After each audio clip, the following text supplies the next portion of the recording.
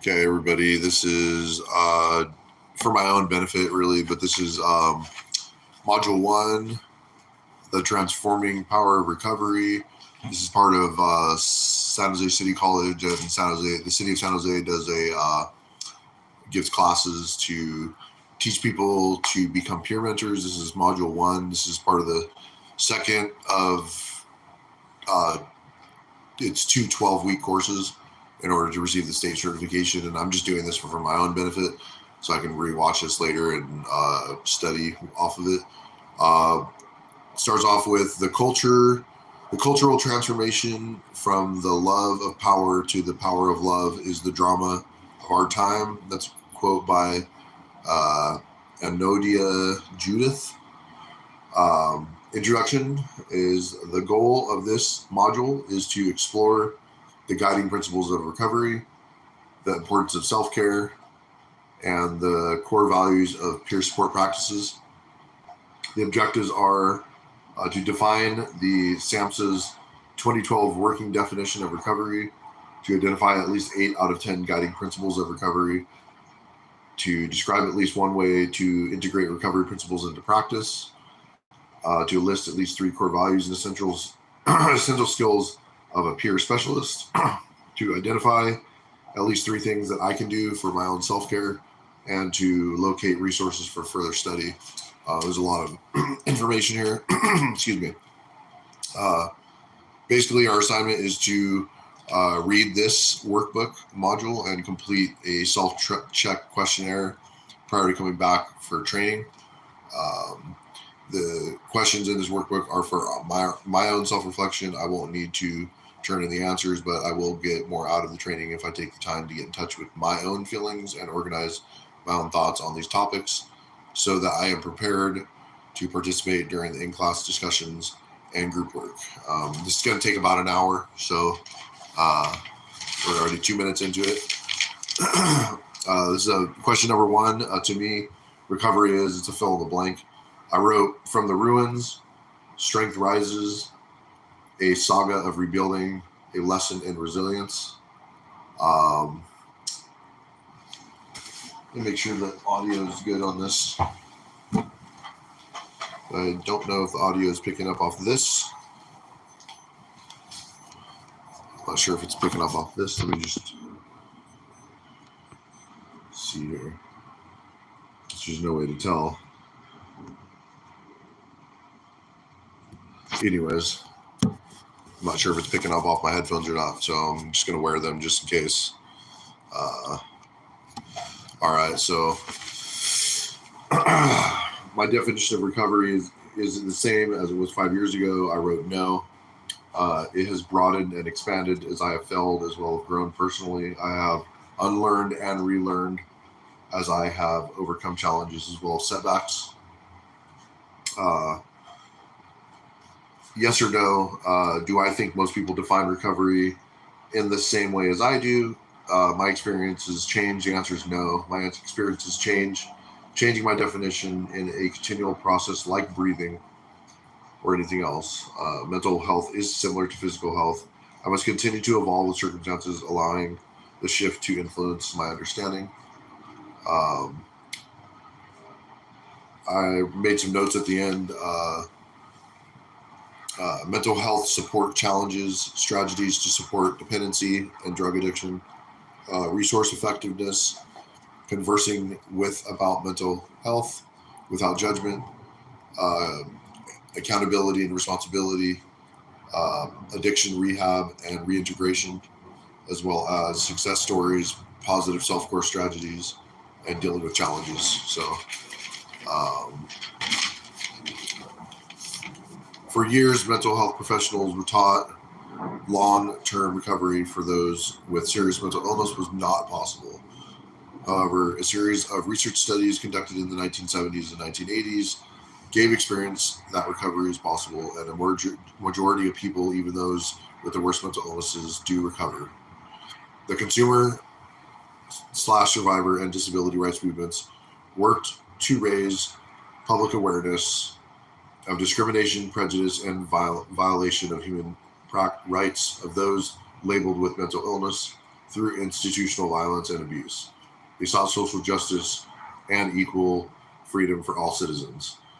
The concept of recovery was further advanced in 2002 when U.S. President Bush commissioned a study of the mental health system. The president's new Freedom Commission gave its final report and recommendation that the goal for all mental health services is recovery. Two good references for further self-study are the books Within Our Reach by former Lady Rosalind Carter and On Our Own, Patient-Controlled Alternatives to the Mental Health System by Judy Chamberlain. These and other references cited in the reference section at the end of this module offer a rich history of recovery and the disability rights and consumer/survivor movements that have led to many advances toward mental health system transformation. In March 2012, SAMHSA released a new working definition of recovery from mental disorders and substance use disorders. The new definition was the product of a year-long effort by SAMHSA and partners in the behavioral health care community to develop a definition that captured the essential common experiences of those recovering from mental and substance abuse disorders. The working definition is a process of change through which individuals improve their health and wellness, live self-directed lives, and strive to reach their full potential.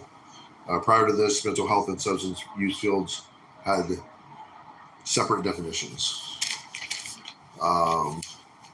In the addiction or substance use communities, recovery often refers to abstinence and long-term sobriety.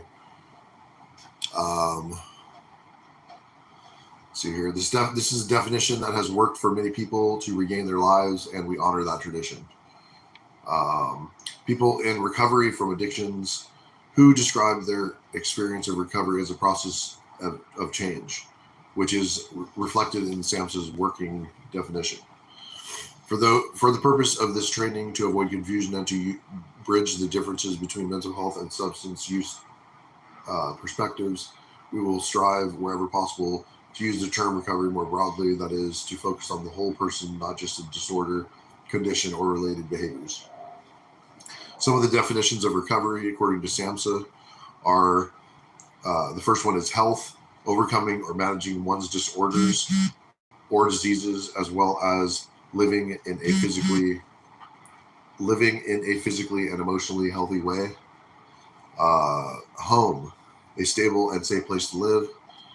Purpose, meaningful daily activities such as job, school, volunteerism, family, caretaking, or creative endeavors, and the independence, income, and resources to participate in society, and followed by community, relationships, and social networks that provide support, friendship, love, and hope. So again, the SAMHSA's working definition of recovery is a process of change involving health and wellness, self-direction, a striving to reach full potential, mental health and substance use management. So mental health and substance use. This definition applies to the conditions that are very inclusive, but mostly behavioral health, mental health, and substance abuse.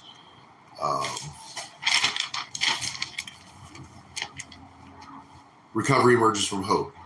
The belief that recovery is real provides the essential and motivating message of a better future. That people can and do overcome the internal and external challenges, barriers, and obstacles that confront them. Hope is internalized and can be fostered by peers, families, providers, allies, and others.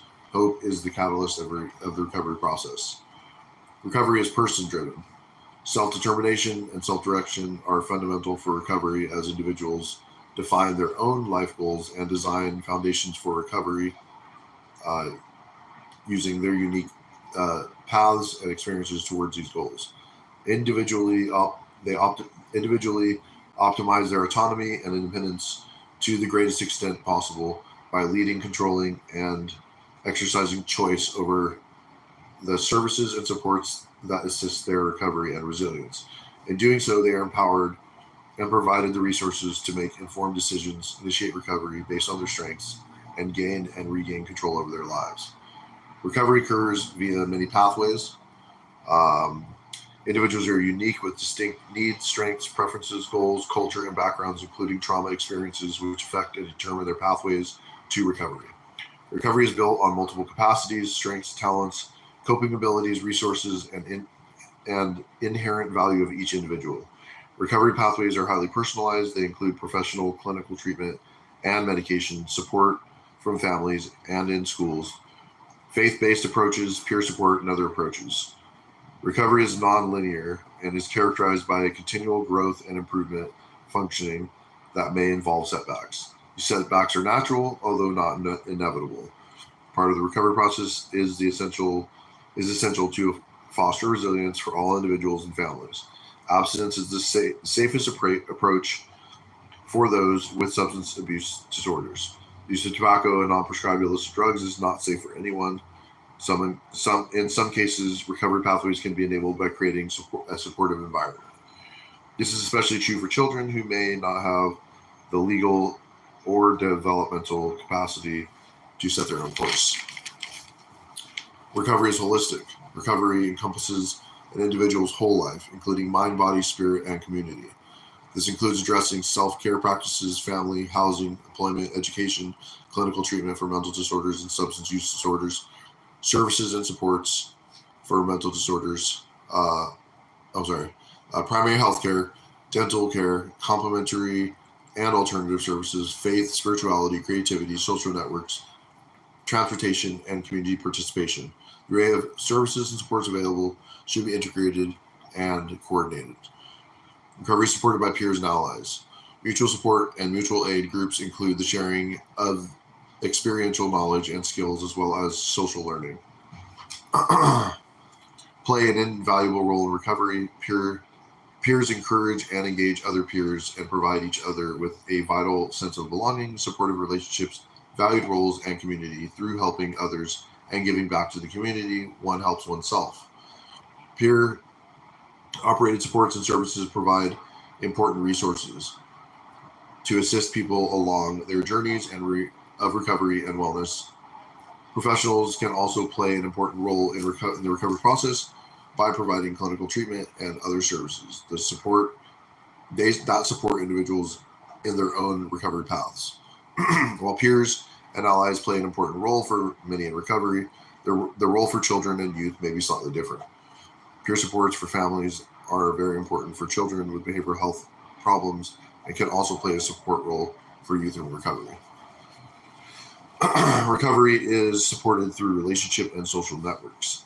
An important factor in the recovery process is the presence and involvement of people who believe in the person's ability to recover, who offer hope, support, and encouragement. Those who also suggest strategies and resources for change. Family members, peers, providers, faith groups, community members, and other allies form a vital network. Through these relationships,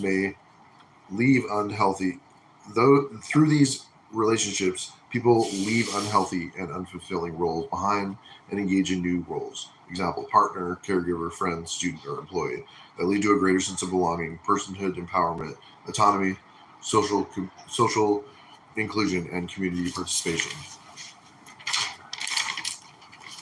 Recovery is culturally based in influence. Cultures and cultural background and all of its diverse representations, including values, traditions, and beliefs, are keys in determining a person's journey and unique pathway to recovery. Services should be culturally grounded, attuned, sensitive, congruent, and competent, as well as personalized to meet each individual's unique needs. Recovery is supported by addressing trauma.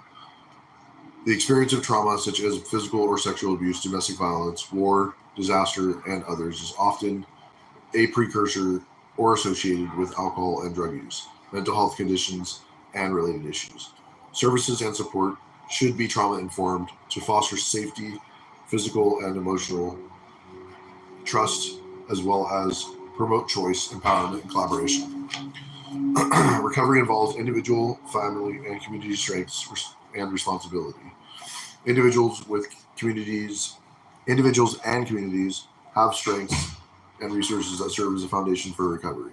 In addition, individuals have a personal responsibility for their own self-care and journeys of recovery. Individuals should be supported in speaking for themselves. Families and significant others have responsibility to support their loved ones, especially children and youth in recovery. Communities have responsibilities to provide opportunities and resources to address discrimination and to foster social inclusion and recovery. Individuals in recovery also have a social responsibility and should have the ability to join with peers and to speak collectively about their strengths, needs, wants, desires, and aspirations. Recovery is based on respect. Community, systems, and societal acceptance and aggression for people affected by mental health and substance use problems, including protecting fundamental rights and eliminating discrimination, are crucial in achieving recovery.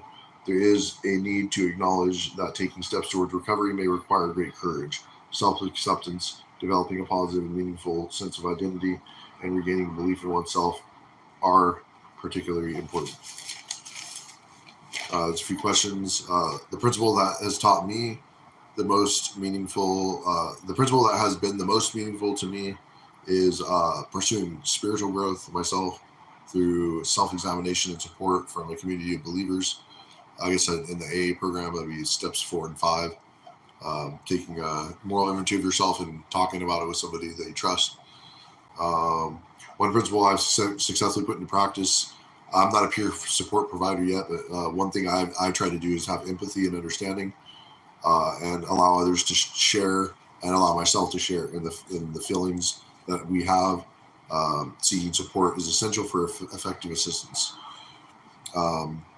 I do intentional self-reflection. I have a willingness to understand others' perspectives. I have a genuine effort to prioritize other people's feelings, needs, and I'm trying my best to develop a mindset that values and respects others' experiences, fostering humility, actively listening to their concerns, and consistent practice and commitment to my own personal growth. So basically, it can be summed up as sincerity. Recovery is value-based, not evidence-based in the traditional sense. Unlike physical characteristics such as pulse rate, blood pressure, and body temperature, recovery cannot be easily measured because it involves a person's perspectives and attitudes. That's a quote by William Anthony. A well-known recovery researcher, William Anthony, observed, recovery is hard to measure because it's value-based. There's no one-size-fits-all, no black and white. Unlike physical characteristics such as pulse rate, blood pressure, and body temperature, recovery cannot be easily measured because it involves a person's perspectives and attitudes. Above all else, it depends on believing that recovery is even possible. Many years ago, while he was director for the Center of Psychiatric Rehabilitation, Dr. William Anthony wrote an article about recovery as a healing process that can happen naturally within an individual's own support system. There's a summary of key points. There's factors, and then there's reasons for those factors. There's 3, 4, 5, 6, 7 factors and 7 reasonings behind them. I'm going to read the factors and then the reasons behind it and just keep going from there.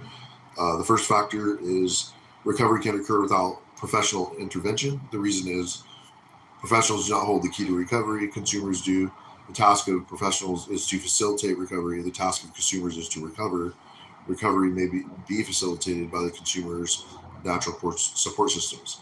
The next one is a common denominator of recovery is the presence of people who believe in and stand by a person in need of recovery. The reasoning behind that is seemingly universal in the recovery concept is the notion that critical to one's recovery is a person or persons whom one can trust to be there in times of need. Next one is recovery is a vision, not a function. One's theory about the cause of mental, or it says the recovery vision is not a function of one's theory about the causes of mental illness. The reasons behind that is recovery may occur whether one views the illness as biological or not, whether the key element is understanding that there is hope for the future rather than understanding the cause in the past. Next one is recovery can occur even though symptoms occur. The reasoning is the episodic nature of severe mental illness does not prevent recovery. As one recovers, symptoms interfere with functioning less often and for far briefer periods of time.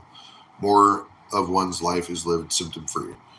The next one is recovery is a unique process, and the reasoning is there is no one path to recovery for nor one outcome. It is a highly personal process.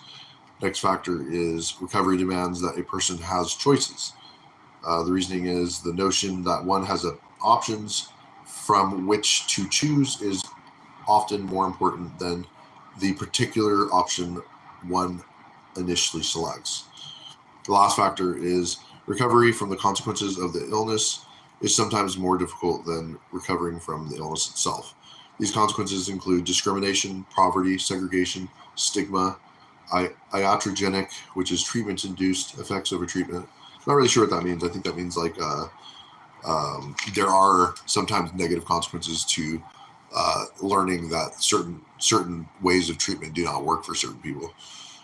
Recovery language has changed and continues to evolve. Since the year 2000, when Bill Anthony wrote this article, the language of recovery is strength-based and not focused exclusively on illness. Recovery language acknowledges the conditions associated with the mental health and substance use as complex and often rooted in trauma, abuse, poverty, and circumstances beyond an individual's control. So there's questions, yes or no questions. Was there ever a time when I did not believe recovery was possible? The answer is yes. I had minor successes in recovery. I had strong support systems. I was facing underlying issues. I had hope. I was facing stigma. I was finding some acceptance, some positive experiences, and learning about self-confidence and work out self-confidence. I didn't believe recovery was possible for a long time before I had these experiences. Based on Bill Anthony's article, some of the things I can do to facilitate someone's recovery is to share my personal experiences, actively listening, providing empathy, encouraging hope, assisting in goal setting, prompting self-advocacy, offering practical assistance, building supportive community for the individual, respecting autonomy, and modeling recovery behavior. Based on the article and my own observations, what do I consider to be the essential roles and skills of a peer supporter? I believe lived experience, active listening, empathy, established trust, boundaries, cultural acceptance, and awareness, recovery-oriented language, goal setting, advocacy skills, teaching advocacy skills, and self-care. The specific ones that I would like to improve are probably cultural competence, understanding different cultures and how that can be applied to each individual's path, active listening, empathy, and boundaries. Self-care for me is really big. The belief that recovery is possible for all who experience psychiatric, traumatic, or substance abuse challenges is fundamental to the practice of peer support. The likelihood of long-term recovery is increased with effective support. Peer support has been demonstrated through research and practical application to be highly effective. In addition to SAMHSA's working definition and guiding In addition to the SAMHSA working definition and guiding principles of recovery provided earlier, the following core values have been ratified by over 1,000 peer supporters across the country as the core ethical guidelines for peer support practice. And I'm just going to read all 12 of them without, just not expanding on them. So peer support is voluntary. I'm doing a live video right now. Sorry. My bad. Okay. Peer support is voluntary, hopeful, open-minded, empathetic, respectful, facilitates change, is honest and direct, is mutual and reciprocal, is equally shared power, strength-focused, transparent, and person-driven. From the 12 core values in 2013, the International Association of Peer Supporters, in partnership with an advisory team convened by SAMHSA, created a first edition of U.S. National Practice Guidelines for Peer Supporters, which can be read online. The website is http://inaops.org/standards/. That's http://inaops.org/national-standards- / not dash / A global charter for peer support community is currently being developed through the efforts of a multinational team, so there may be additional information in the future that reflects the global community of peer supporters. Self-care includes all of the things we do for ourselves to stay well and keeping ourselves on the road of recovery. Self-care is an essential skill, especially in our work as peer supporters. Why is it so important? Because we know that stress has detrimental effects on both our physical and mental health, and the proven effects include some of these things. Increased cholesterol, fat-producing hormones like cortisol, depression, and other mental health conditions, other illnesses including influenza, headaches, heart disease, high blood pressure, diabetes, colds, and cancer. Not job absenteeism, not getting jobs or staying at a job, and decreased life enjoyment and satisfaction. Conversely, we know that if one is able to reduce stress and enjoy life, the following benefits can occur. Basically, the opposite of those would be resilience from mental health conditions, resilience from physical health conditions, greater success on a job, better interpersonal relationships, and a longer, more satisfying life. Learning to manage stress and living an enjoyable life are two separate issues that involve varying, often overlapping skills to manage stress, and these are some things to consider. Learning to identify when you are stressed record stressful times daily can be helpful. I'm sure we all remember what things stress us out, but we write them down, we remember. Learning to identify and, if possible, avoid events, people, places, or circumstances that increase your stress. Something that's almost near impossible, but it has to be worked on. Know that you can decide what you will be stressed about. So we have a choice in the matter. Create a lifestyle and minimize stress. There's use creativity and a sense of humor to deal with stressful situations. Plan time for fun. Plan time to meditate and relax, or just be alone, or with people that you enjoy spending time with, depending on what works best for you.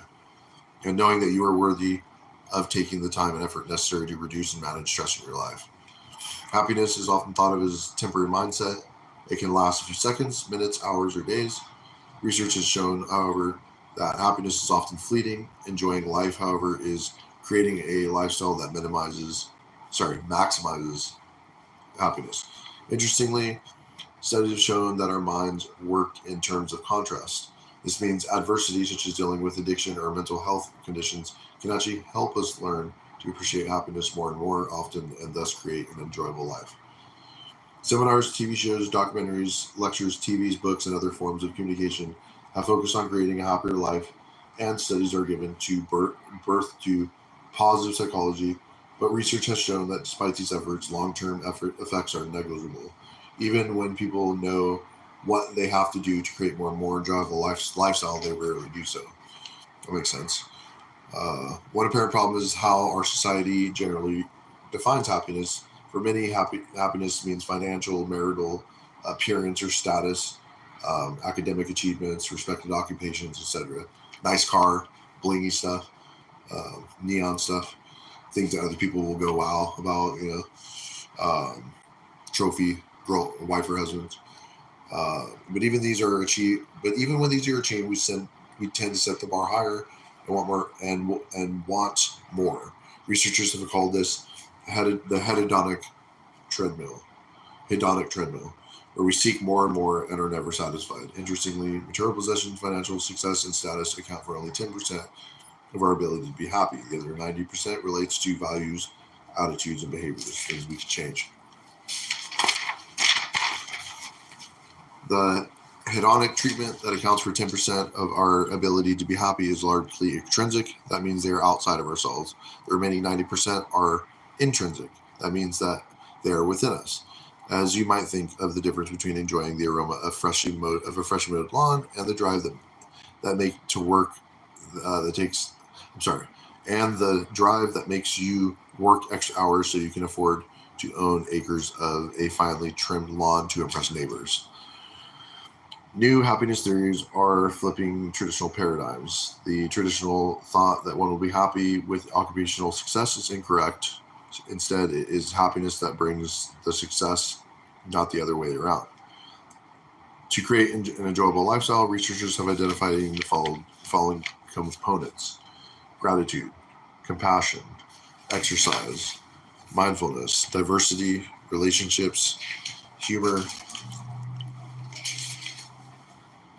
and meaning. So we'll go through those one at a time. Gratitude, by learning to recognize the good things in life, taking time to intentionally appreciate them, we can cultivate an attitude of gratitude, which can lead to evaluate our lives in a way that can lead to a lifestyle change. Compassion. Performing acts of kindness is an important element in an enjoyable life. We can gain pleasure from simple acts such as holding a door open for someone or just smiling at one another. More intentional and planned acts can bring greater levels of happiness. These acts may include volunteering, helping someone with chores, or giving a gift, especially handcrafted gifts or meals. Acts of kindness can include animals. Most people find it difficult to be depressed when they are petting a dog or that is fiercely wagging its tail in appreciation. That's true. These acts of kindness are not only appreciated by those receiving them, but also much more by the giver. Many who perform acts of kindness report a helper's high as the dopamine floods our central nervous system. This high can last a few minutes or even a few days if we intentionally act to keep the memories and feelings alive. Exercise. Walking, jogging, playing sports, or other activities are linked to our happiness. If one regularly plans to be active, it can become a most healthy habit. Although aerobic exercise that increases our heart rates and causes us to breathe deeply is best, what even modest exercise offers considerable benefits. Mindfulness. Taking the time for ourselves to be comfortable in a quiet, comfortable environment and think a single thought can help us reduce stress and teach us that we are indeed capable of controlling thoughts and behaviors. Unfortunately, our society values multitasking, which is often a significant contributor to sex. Reducing the number of tasks we perform and the thoughts we think will help us focus, reduce stress, and focus on tasks and live healthier, more satisfying lives. Diversity. Changing our routines, even slightly, can help us learn to take greater steps to creating a different lifestyle. It has been said, life begins at the end of our comfort zones. Personal growth is fostered by trying new things, experimenting, and learning how even difficult life challenges can become opportunities for change and growth. Relationships. Relationships, especially those that are healthy and supportive, can lead to support networks and opportunities to share activities with others. One researcher studied that persons with mental health conditions prefer uh, to do for enjoyment. He discovered that most people cared little about the activity, but were more interested in having someone with whom they could share it. Studies have also shown that happy people attract other happy people. With a positive attitude, it appears that you will be more successful in attracting like minded people. Humor. With practice, and perhaps with the help of good natured friends and family, we can find humor even in the most difficult circumstances. The neighbor who complains about where you put your trash on pickup day, the boss who constantly nitpicks your work, or that cousin who jams your email account with social media requests are interactions that can be viewed as frustration or with a slight shift in perspective that can all be viewed in a humorous light. Humor is a great antidote for success. Pick pick up a good joke book and learn some stupid jokes and to share with others. Laughter is contagious. Um, meaning in our lives is vital, and meaning is subjective. One may find bird watching a meaningless activity, while others find it extremely meaningful. In society, we often value or overvalue work. While many may say um, that bringing home a big paycheck by selling vacuum cleaners is meaningful, others may not. Consider that couples with young children are, according to research, somewhat less happy than childless couples. Yet couples continue to have children. Why is that? It is because children bring meaning into our lives, in addition to much frustration. Researchers, unfortunately, have not thoroughly addressed this happiness component, but if they did, it would be more likely to discover that children bring us much intrinsic happiness, which is difficult to measure. Again, knowing the benefits of happiness and an enjoyable lifestyle which you enjoy and planning a different lifestyle are not enough. It takes long-term action to actually create enjoyable lifestyles. With For many with the addiction or mental health history, lifestyle change is not new. That puts you in a good position to understand what you have to do to create an enjoyable lifestyle filled with happiness, which follows a checklist of enjoyable activities that have been used in different research projects. There's another subject thing that's just fun things to do. I'm not going to go through the checklists. They're just checklists of or personal stuff. Um, because self-care is essential, the ability to plan for self-care for ourselves and to demonstrate good self-care planning for others is an important skill. There are a number of peer-created programs that can help identify self-care strategies would not only be helpful for you, but can also be shared with those you support. Many of those programs include support and instruction for you to create a plan for self-care, like Wellness Recovery Action Plans, which is WRAP, Pathways to Recovery, This Is Your Life, Personal Medicine, Social Ground, and WHAM. Links for all these programs are provided in the footnotes below. Can be found in the resource section for this module. With any of these approaches, it can be helpful to work together or in a small group to brainstorm, or as we will learn in training, it's called Heartstorm, to identify self-care troops and techniques and get new ideas to create action plans. Having a recovery buddy or sponsor or pastor or somebody that you trust to share ideas will hold you accountable for following your self-care plans can be helpful too. The Wellness Recovery Action Plan community has a program called WRAP Pals. It's peer advocating, listening, and supporting, in which two WRAP trained individuals work together on creating and following through in their WRAPs. You can learn more about this at www.copelandcenter.com or www.mentalhealthrecovery.com. Resilience refers to the ability to bounce back from highly stressful and traumatic situations. Resiliency depends in many ways on the kinds of protective factors that one has in their life and which back self-care strategies. These include happiness, satisfaction with life, humor, supportive family and friends, and motivation. Those are just some of them. Self-care creates a kind of protective factor that can lead to more resilience, and modeling self-care can help to do the same for others. A recommended TED video that speaks on the nature of resilience is called The Power of Vulnerability, Teachings on Authenticity, Connections Encouraged by Brene Brown. There's a bunch of sample stuff. I could put all this stuff in the links below too.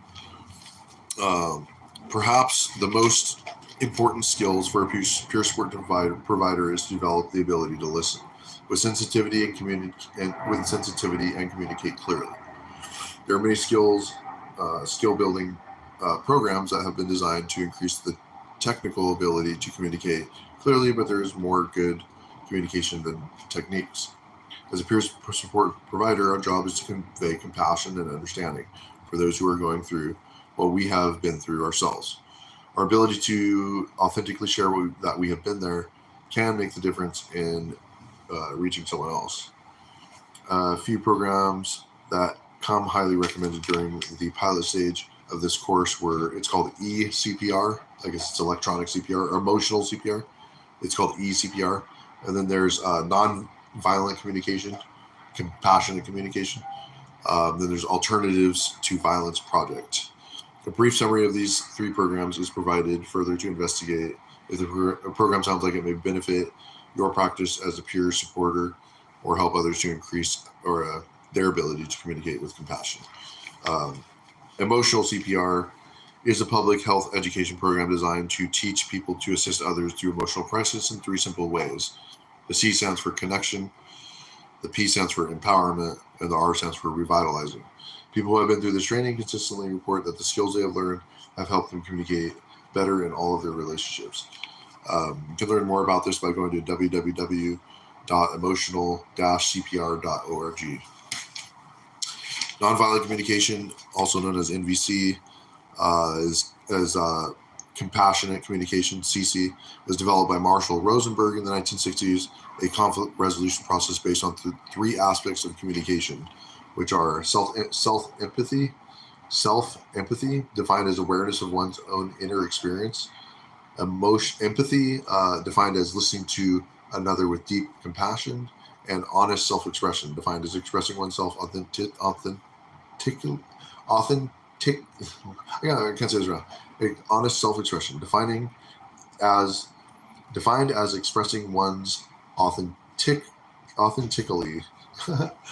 I think it's spelled. This is the wrong word. Authenticity, as a way that is likely to inspire compassion in others. NVC is based on the idea that all human beings have the capacity for compassion and only resort to violence or behavior that harms others when they don't recognize more effective strategies for meeting needs. Habits of thinking and speaking that lead to the use of violence, psychological and physical, are learned through culture. NVC theory supposes all human behavior stems from attempts to meet universal human needs, and that these needs are never in conflict. Conflict arises when strategies for meeting needs clash. NVC proposes that if people can identify their needs and the needs of others and the feelings that surround these needs, harmony can be achieved. You can learn more about this by going to Wikipedia and looking up nonviolent communication. The Alternatives to Violence Project, which is AVP, is designed to create successful and personal interactions that transform violent situations. They are dedicated to teaching the same nonviolent skills and techniques that were used by Mahatma Gandhi and Martin Luther King Jr. AVP is a nationwide and worldwide association of volunteer groups offering experiential workshops in conflict resolution, responses to violence, and personal growth. AVP is dedicated to reducing the level of violence in our society by introducing people to the ways of resolving conflict that reduce their need to resort to violence as a solution. Here's a side note: much of the in-person training for this program is based on AVP teachings. Looking to the teachings of Gandhi and Martin Luther King Jr. in the Alternatives to Violence Project, which is AVP, the Recovery to Practice for Peer Support Providers initiates participants to connect with the core values of transforming power, a term derived in the biblical passage from Romans 12:2, be ye transformed by the renewing of your mind. The recovery practice is not based on any religion or spiritual practice, yet it does acknowledge that there is a transforming power that works within each of us who are in some form of recovery to transform unhealthy attitudes, behaviors, or relationships or lifestyles into ones that are more healthy, positive, productive, and supportive. An excerpt from the article about transforming power, writer John Shuford describes 3 levels of transforming power: the spiritual, the interpersonal, and the social, and the psychological. The following excerpts touch on the aspects of transforming power most relevant to the practice of peer support. However, the article in its entirety is worth taking a look at to increase your awareness of ways in which the transforming power of this affects our lives. John Shuford writes, spiritual. As a spiritual phenomenon, transforming power taps into that which connects us all. We can think of an individual as being a series of concentric circles with the core being our innate health of goodness. As we let our barriers down and remove them, we move closer to the center of our being.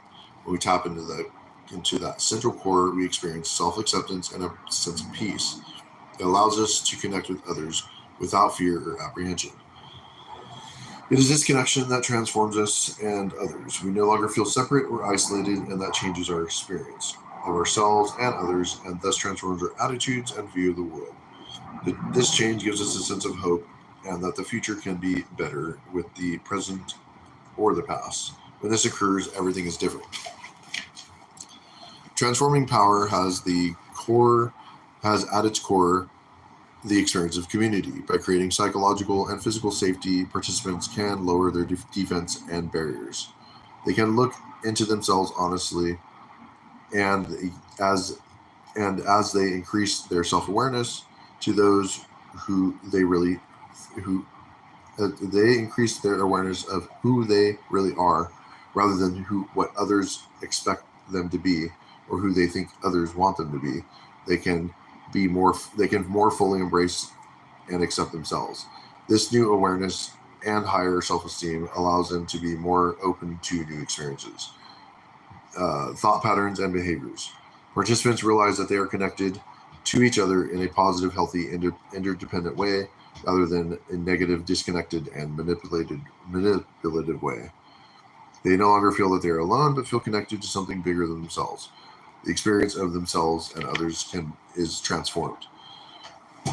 The experience of feeling connected is powerful, and we all have at our core a psychological need to feel connected and not feel isolated. This connection may be to others, to a group, or to something that is bigger than ourselves. This explains the immense impact on religion, gangs, and in the military, and how they have a way of shaping behavior and attitudes, especially today when we are more and more disconnected from our neighbors and our communities. Most men and women in prison and diagnosed with mental health conditions have been abused physically, psychologically, or sexually while growing up. The impact on this abuse can be very damaging to them and their ability to develop connections with other people. The transforming power of recovery, like recovery itself, is different for every person. However, there are some common bonds. The ability to feel hope, acceptance, peace, and no longer alone can help people find their own unique paths to recovery. I think that's about it, other than I wrote a process of change through which individuals improve their health and wellness, live self-directed lives, and strive to reach their full potential is the SAMHSA's working definition. 8 out of 10 of the guiding principles of recovery would be hope, person-driven, many pathways, holistic peer support, relational culture, address trauma, strengths and responsibilities, and respect. One way that this can be integrated into practice is by fostering culture of mutual respect and open communication, ensuring that relationships are built on trust and empathy. And 3 things I can do for self-care for me, myself, is to start small with physical activity, explore low-cost social activities, and mindfulness practice. There's a whole bunch of selected references on the end. But that is the end of Module 1, the Transforming Power of Recovery. The first 2 weeks of this San Jose City College class on peer mentoring, which is part of the KDAC. I hope you guys have a good day.